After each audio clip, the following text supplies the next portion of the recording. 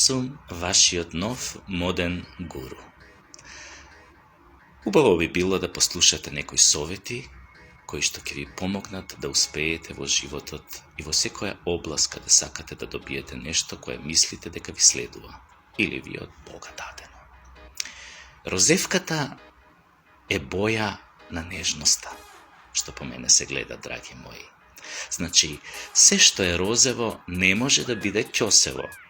Затоа, ако сакате навистина да успеете во животот, да ги остварите вашите желби и амбиции, да добиете добра работа, да решите некое горливо прашање од сферата на политиката, како што е да кажеме влезот во Европската Унија, добивање датум за преговори за Европската Унија.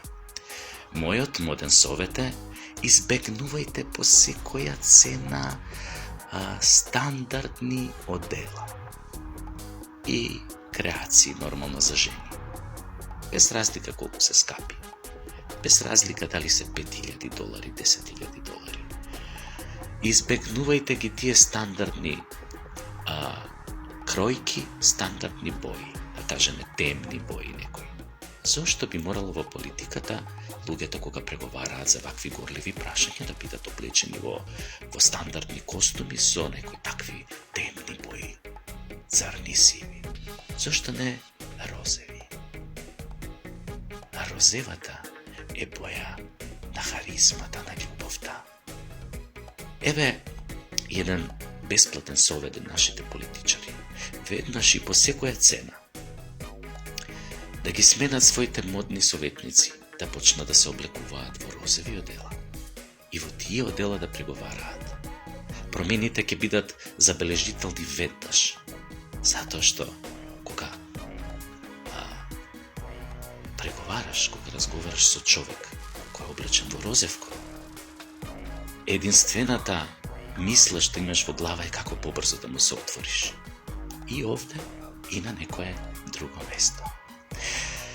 Сега, драги мои, по повод промоцијата на мојот нов роман Жена вредна злато, кој ќе се одржи во Драмскиот театар на 12 ноември во 19 часот, нема да имаме посебен дрес-код, да кажеме, не мора сите да бидете во розево. И тоа ќе биде пожелно да имате нешто розевко на себе, марама розевка, кошулка вака коменда розевка со кратки ракави, панделка розевка, мажите ако сакаат може да стават, вистинските мажи носат розеви панделки. И ќе биде убаво да присуствуваат на тој настан, затоа што не само што ќе има едни прекрасни промотерки и еден до душа промотер, доста интелигентен, меѓутоа ќе има и интересни приказни кои што ќе бидат на некој начин представени од книгата, а кои што се однесуваат на нашето живење и кои што многумина лесно ќе ги препознаат. Романот е, би рекол, опасен на некој начин, но и нежен, заради таа розевка нитка на амбиент што ја има во себе.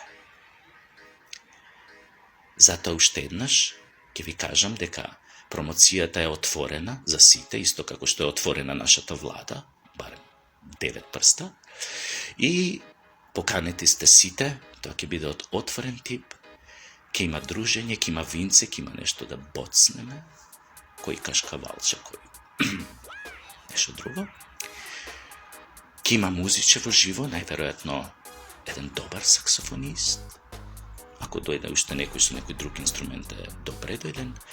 И се надевам дека ќе си поминеме прекрасно време. Драги мои, носете розевко.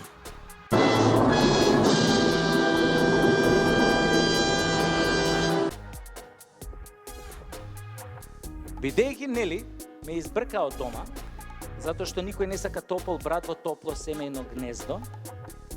И шо се случи? Викам, шо да правам сега со себе? И решив малку да шетам по светот. И бев во Бугарија. Мислам, таа е сега Бугарија свет, мислам, Европа е за нас. Бугарите, например, се многу толерантни кон педерите. Знаете таму како викаат: искам с мажи да се тискам. Знаете како бугарин одговара кога некој ќе го праша: момче, да не си педераст? Вика: Еми не съм. Обаче ебал съм един, който е ебал педераста, обаче това няма значение. Како бе няма значение, викам, значи овој што е прв, он е локомотива, он не е педер, тука е машиновозач, а овој што е на средина, он е кондуктор и он дава и прима у исто време, а овој што е позади у последното вагонче, он е тука само да не се растури композицијава. Како бе няма значение, никој од нив значи не е педер. Сите се вработени у железница. Али добро, викам, окей. Важно, викам, во Бугарија, за бугарите е многу нормално кога ќе видат двајца мужи како се држат за рака и како разхождат по златните пјасци на Черното море. А знаете како дошло до тоа? Пред 10-15 години некој гей дошол на площадот у Софија и почнал да пее на цел глас. Аз съм обратен, аз съм педераст, мачорчета си хапвам всеки час. Искам да рипкам по цел ден на прас, ме боле газ, му ставам раз. Аз исте искам аз, аз исте искам аз. Толку силно му го збрца в прстот у гъс, што му ги скина в гачиците. И овој нервозен се врти и ми удира бокс. И судијата го виде само оној момент кога овој ми удира бокс. Му даде црвен картон на играчов, го извади надвор и ние така после направивме пресврт и ги тепавме со 3-2. После тоа, овој тренерот секој утакмица мене ми даваше да ги чувам најдобрите противнички играчи и ја на сите им брцав прсу гъс, понека цела рука им брцав и они редовно ми маваа боксо и добиваат црвени картони и ние секојаш така победуевме. Ете на тој начин заиграв и за фудбалската репрезентација на Македонија. Ама и оттамо многу брзо ме избрка. Ама и од репрезентацијата многу брзо ме избрка кога почнав и на судиите да им брцам прсти у гъс. Ама после сум се запишал на уметничко лизгање, без да знае татко ми. Уметничкото лизгање стварно има многу секс. Само штета што нема мушки двојки.